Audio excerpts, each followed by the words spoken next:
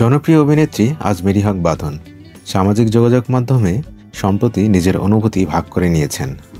রোববার তিনি সমাজ আর একজন অস্বস্তিকর নারী শিরোনামে একটি পোস্ট করেন, যেখানে নিজের ব্যর্থতা এবং সে ব্যর্থতার মধ্যেও খুঁজে পাওয়া ব্যক্তিগত সাফল্যের গল্প তুলে ধরেন।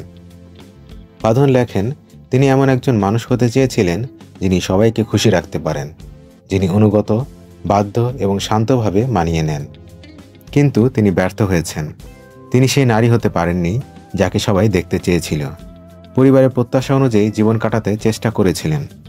সমাজে তৈরি নারী হিসেবে নিজেকে মানাতে চেয়েছিলেন, কিন্তু ব্যর্থতার মধ্যেই তিনি নিজের জন্য কৃতজ্ঞতা অনুভব করেন।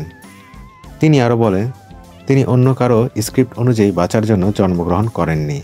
তার কথাগুলো অনেকের কাছে অস্বস্তিকর মনে হতে পারে। তার কাজ কখনো কখনো মানুষের স্বাচ্ছন্দ্যের সীমা ছাড়িয়ে যায়। তিনি সহজ একজন মানুষ নন, কিন্তু নির্মমও নন।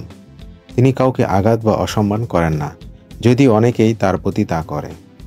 40-এর পর এসে বাঁধন নিজের সঙ্গে শান্তিতে রয়েছেন।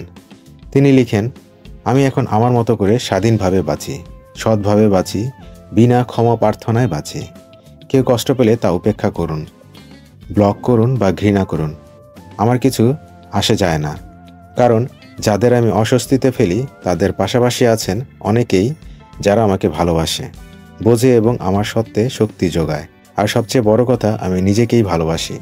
পোস্টের শেষে অংশে বাঁধন জানান, তিনি ভাঙা নন, তিনি শুধু এমন এক পৃথিবীর কাছে অস্বস্তিকর যা এখনও আসল নারীর শক্তি ও স্বাধীনতাকে ভয় পায়।